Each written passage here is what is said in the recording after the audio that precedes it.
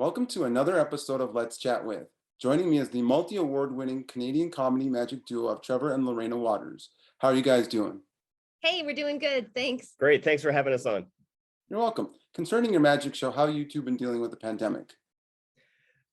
We've been dealing. Yeah. Well, when it first started, we tried the whole virtual show thing, but it wasn't really our cup of tea. We really feed off a live audience. So we took the time to kind of get back to basics and practice and work on our show. So that way, when things opened up, we could hit the ground running. And this summer's been pretty good for us. Yeah. So when did you guys get started? I got started with my dad when I was young, about grade 8. We started doing magic shows together, kids parties, and we went as the Water Boys because Trevor Watters, Dave Watters. And as we continued, I wanted to do more corporate events, more adult shows. So I wanted a partner, and I was a big fan of Siegfried and Roy and Penn and Teller. So when I got to college, I met Lorena, and I knew that's all I needed. So we kind of left, and well, here we are today. Yeah, and I've always been interested in the performing arts. I was in drama class in high school, all throughout high school, and then I went into the theater program at my college, and that's where I met Trevor. He was in the stagecraft program. He was building all of our sets, and we kind of got together, started talking. Told me he was a magician. I was super interested in that because I love magic, and the rest is history, really. Yeah. You both perform stage shows and close-up magic with comedy mixed in. Why comedy magic? I personally love to make people laugh. I love being funny and goofy. I was my whole entire life. I still am. And I just love the feeling when people are laughing and enjoying what we do. It makes me feel good.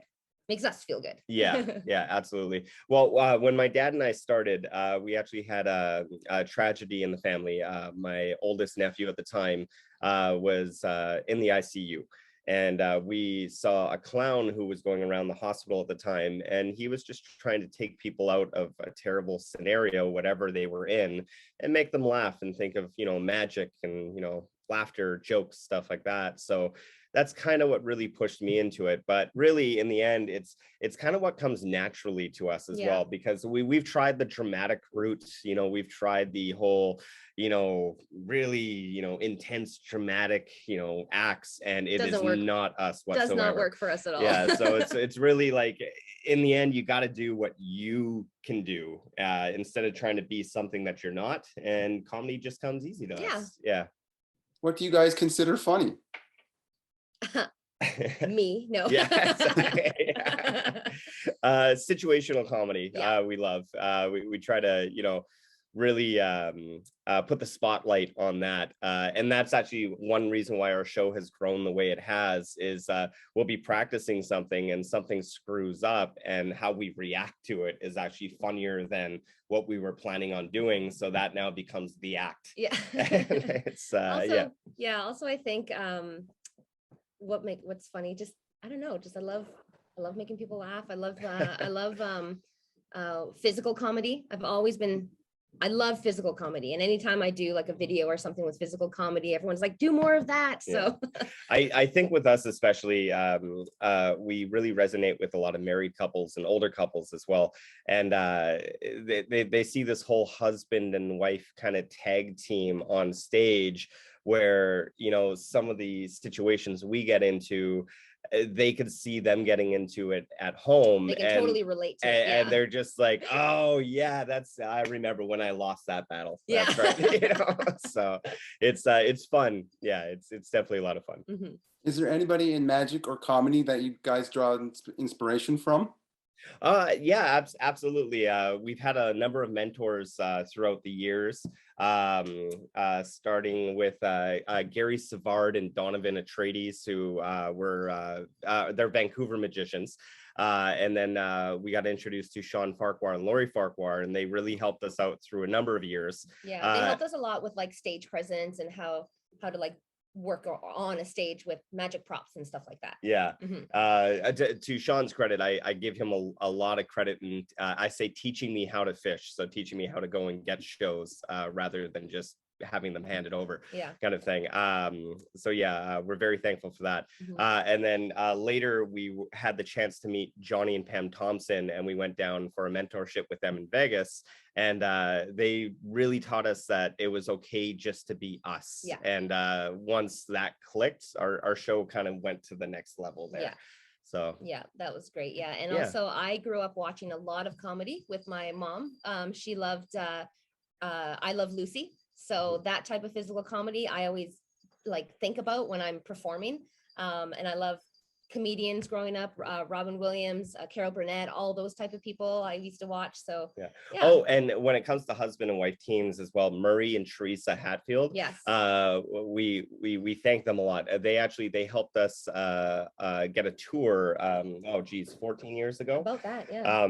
And it gave us the opportunity to run through routines constantly in multiple cities, multiple shows, and grow our actual personalities in a stage atmosphere. And yeah, if it wasn't for them, I don't think we would have developed the way we did. So yeah, big thanks to them as well. What was it like working with Thompson and stuff like that? It was, I remember the first time we met him, it was at a hotel that I don't like to say the name of now, and in Vegas. And he met us in the lobby, and our hearts were like just thumping. And he walked up to us and gave us a big hug and a kiss on the cheek. And it was like, he made us feel so comfortable. Like the weight was gone off the shoulders. Like, honestly, it wasn't even 10 seconds. It was like 5 seconds, bang, so comfortable with him. And then we went up to our suite, and then we just started rehearsing routines and going through things. And it wasn't like, okay, this is what you have to do. His whole mentorship was, okay, if this is the way you want to do it, this is how you're going to do it, kind of thing. So it wasn't like he was telling us what to do. It was more of, okay, this is how we're going to refine what you want to do. And because of that, we were allowed to bring out our own characters. And it was great. It was great. Honestly, some of the best information I've had from a gentleman was from Johnny. Yeah. And yeah, it's very smart, very quick-witted, very quick to help you kind of figure out what you're trying to get to, how you want your characters to go. Super down-to-earth guy, wonderful. He was so wonderful. We didn't want that week to end. We did not want it to end. Yeah. Yeah, and Pam was just as lovely as well. She was just wonderful. Absolutely. Funny. Oh my gosh. We had dinner with them towards the end of the mentorship at their house, and just the banter back and forth at the dinner table between the two of them. It was like, I was in awe. I had the biggest smile on my face of the entire dinner because they were just going back and forth. Well, it's so funny because the way that they're perceived on stage, where he's the very serious magician and she was the goofy one, you saw that at home, and it's who they are, and that's kind of what we strive to be like. We try to be like, completely down to earth and humble off stage, but still kind of bring that on stage with a little bit more fun and just a little bit more elevated ourselves, kind of thing. Yeah, and they helped us kind of reach that, really. Which is never thank them enough for it. Which is funny because since then we've had a number of performer friends who have come and seen our show when we're doing like state fairs or something like that down in the States. And it's funny, a lot of them who've never actually seen the show before, we'll go out for like drinks or dinner the night before the show, and we'll hang out, stuff like that. And then when we go and do the show, the comments we get it's so funny. It's like, I see you guys on stage, and it's like, those are the same people that we had dinner with last night. Yeah, it's like, it's a compliment. It really is. So it's just honestly, I'm a big believer of being yourself, because if you try to be someone else, you're never going to nail it, but you'll always do the best you. Yeah. Comedians keep reworking their acts from time to time. How many times do you have to keep refreshing your act so you can keep the comedy going, keep comedy fresh? You know what? I think every show you do, there is a chance to learn something. Yeah.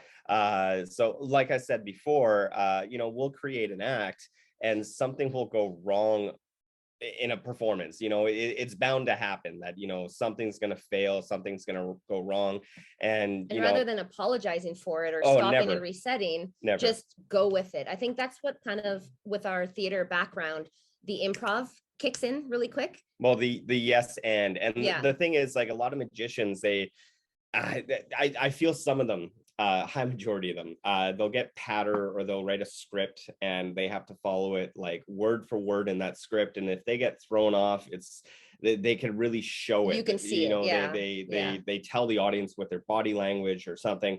And in the end, I think a lot of magicians, all magicians, have to realize, like, audiences really don't know what you're about to do. So there's no need to apologize. There's no need to backstep. There's no need for that. You just continue on because it's about the entertainment value of it. And then, if your trick fails, you better be entertaining, because, like, that's what people are going to remember you. Yeah. For example, we do an act called Magic 101, which we've been doing for a while. And there's a part where we have two silks and Trevor makes a dove disappear out of the silk. And then I have a Dove bar soap and I make it disappear, but I missed I missed where it was supposed to go and it fell to the ground. So we both kind of looked at each other and my instincts right away was just to kick it off stage. Ta! And so that got a huge laugh and we just kept it. Yeah. So it's, so from every single show you do, there should be something that you could pull away. There should be something that you try, new joke, new line, new something. Yeah. And if it fails, then, try it 3 or 4 more times. So don't let one failure really throw you off of something, because it just could be the delivery of it, that, the one pause between a word or something that makes it or breaks it. Yeah. And I find myself personally, I'm my harshest critic. So if I deliver a line or tell a joke and it doesn't get a reaction, I beat myself down like hardcore. But Trevor is always like, you know what, you're trying it. This is the perfect time to do it. Just give it a try it again. I'll try it a few more times and then it gets a laugh and it works. So it's nice to have someone here, I guess, complimenting me and encouraging me. And I will say, when it comes to the comedy aspects of it, I know we're talking about couples in magic, but there's 3 gentlemen that have really helped us with the comedy aspect of our act. And one is Steve Hamilton. He goes by Steve the Pretty Good.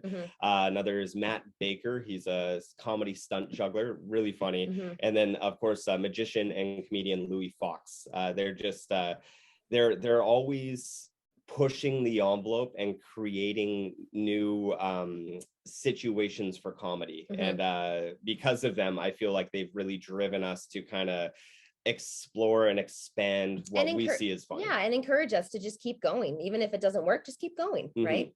Yeah. So you guys were talking about state fairs, going to those in the States. So tell me a little bit about Barrel of Fun. What is that? Oh yeah, that's a lot of fun. It's a lot of fun. It's a barrel of fun. So sorry. We have a stage show that we do at the fairs, and the fairs nowadays they want more strolling, because some of them are actually cutting down on their larger stages as well. So one of our agents was like, okay, you need to come up with a strolling character. So actually Steve Hamilton, as I said before, tried to help us out with it was going to be like a bartender and a saloon girl, and we were going to makeshift a bar, like a little bar that we would walk around and we do like gambling tricks on and stuff. And he helped us create this strolling bar, I guess. And then one day I was strolling, going through Amazon, and I saw a cabinet that was a barrel, and I was like, I could do magic on top of that. So we started making our own, and we designed a traveling one that breaks all down into a suitcase.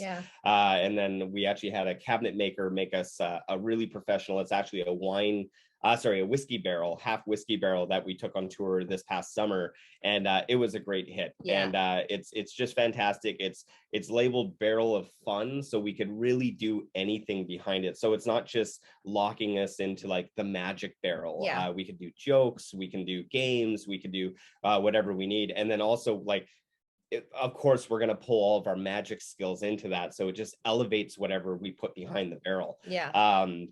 but it's had great reviews already, and we customize it to all the clientele. And besides fairs, we're going to be targeting a lot of festivals, and like for example, Oktoberfest. So I have Lederhosen, she has the whole German getup, and like we'll be able to push a barrel around, and it makes sense, you know. It fits that, and it's that fun. crowd. It's fun to like bring the crowd over to you, and there you got this nice big crowd with this barrel, and us doing our little performance, and then when we're done, people disperse and we go on to the next. It's great. And I will say, this is the first time that we've had full-on characters behind a project, because like we said before, usually it's just us. It's our personalities, but elevated a little more.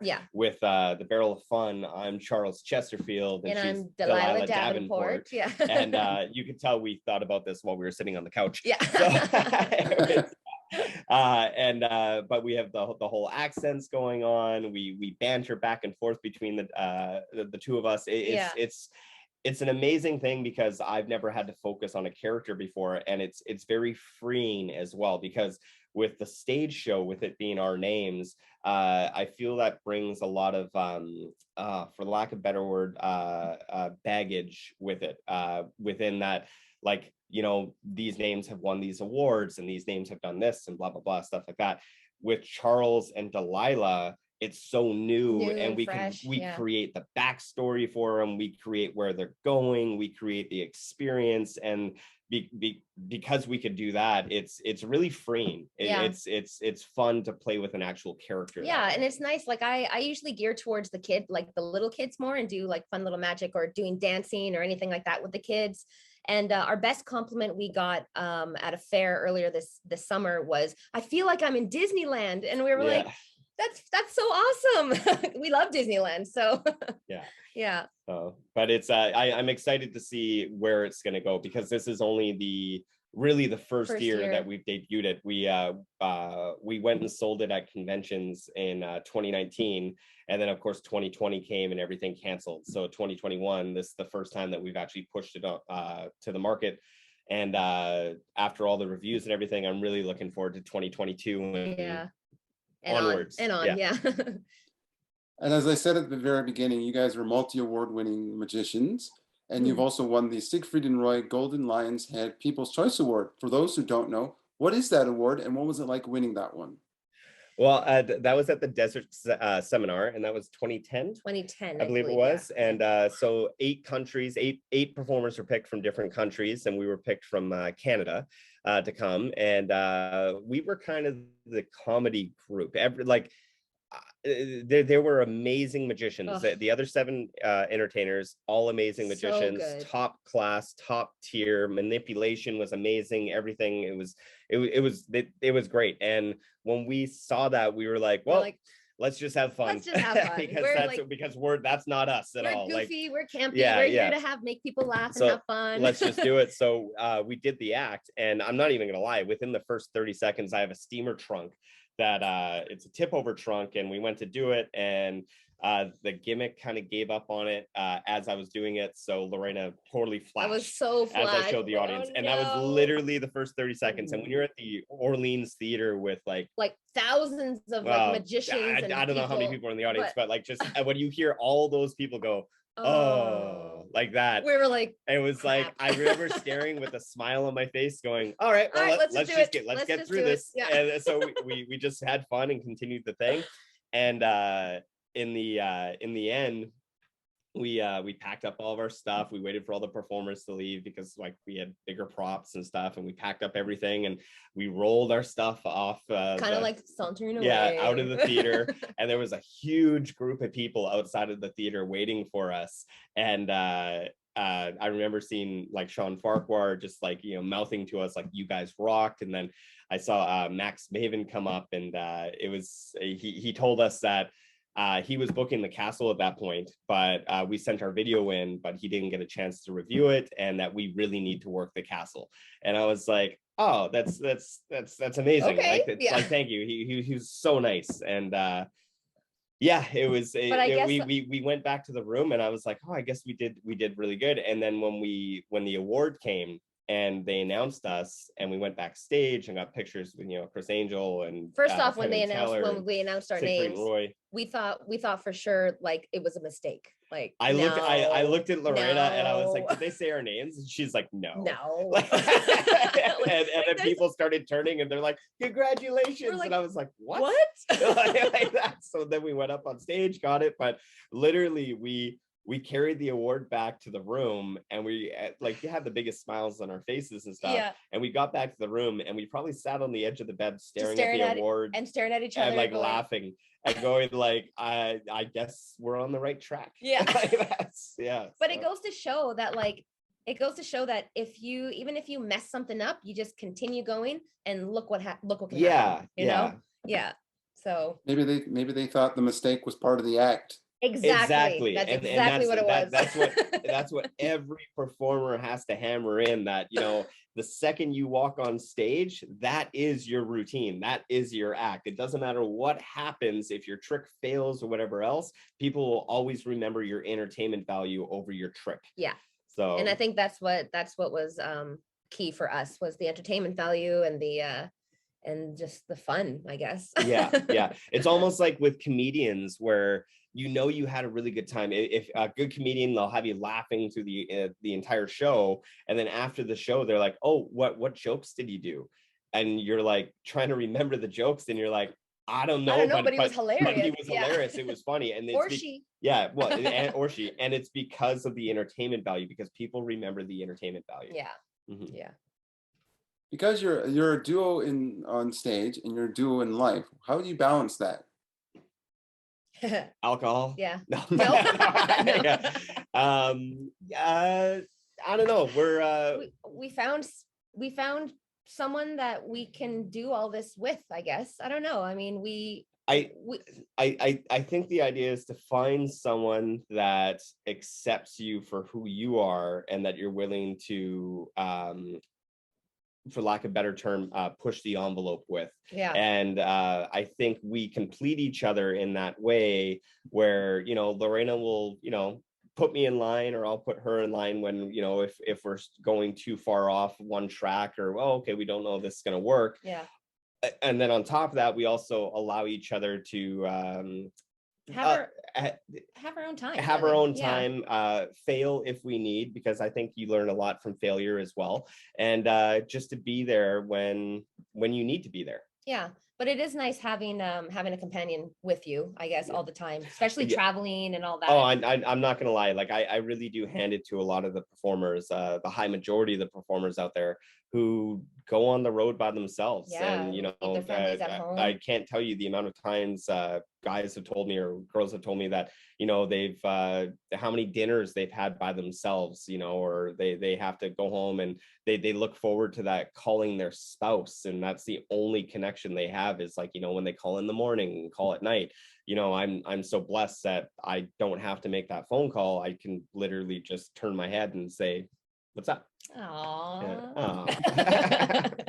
Ditto. Yeah. Have you guys ever had moments where the magic life has spilled over into the marriage life, or vice versa? Oh yeah. Oh, yeah. Absolutely. Like, if we weren't married, like, could I fire her? Yeah, no, it's kind of, yeah, I think with everything you have to set boundaries. It's just like, if you had regular jobs together, you got to really strive to not bring your work home. Mm-hmm. So it's kind of like, your home is your safe place. You set time aside for work, for the magic, but then you also set time aside for life, going to movies, going for dinner with friends. Turning it off a little bit and kind of coming back to reality, I guess. Absolutely. And we're good at helping each other kind of get to that as well. Yeah. Like, if he's been in his office and he's been working on this trick for like hours and hours and hours, getting frustrated, I can feel that, I can see that. Tell him, hey, let's take a break, let's go for a walk, let's go to a movie. And it's nice. Well, and it's nice to have that. It is. And it's that whole turning it off thing is one of the issues that I find is a lot of performers, they're on all the time. And kudos to them. That means that they're very passionate about the art or entertainment or whatever.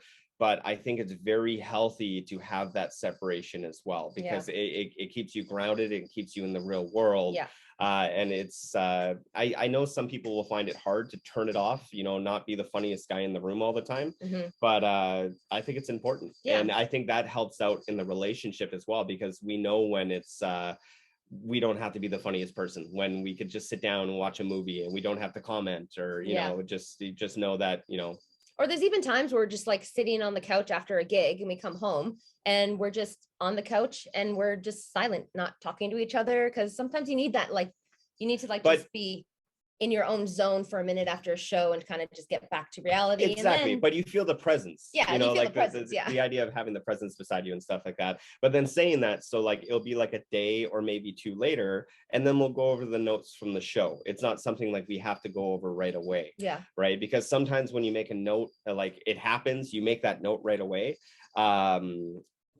That's a very strong opinion. That's a very strong note. But if you have a day or so to really reflect, process it, think about it, think of the situation that got you into that point, right? Then more stuff comes into it. And I think it helps out with less of an argument as well, more of a discussion.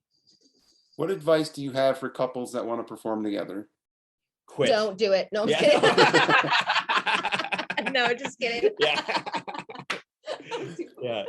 Honestly, find someone who makes you laugh and that you enjoy adventures together. Yeah. So find someone who, like, you guys encourage each other, you know. You make each other a better person. Yeah. You both have to have the same drive. Yeah. The same drive, the same passion. Move forward, because if you don't, then it's one person who's really going to be pushing and the other person who's going to be on the fence all the time.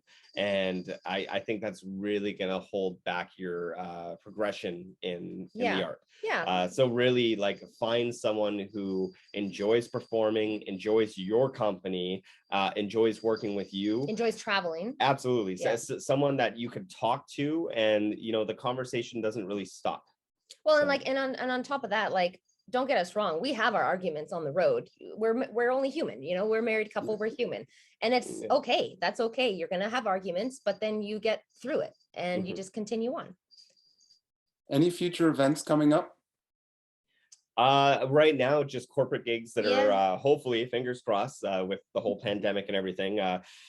Canada, we're going back into our fourth wave now, and so we have corporate events coming up for November, December, and then we are looking at our winter tour for the end of January, February. Yeah, and then we've got a couple like solo gigs, which we don't do a lot of solo stuff, but when people ask, then we do. I believe I've got something on in November sometime, and then Trevor's got a couple close-up gigs that he does.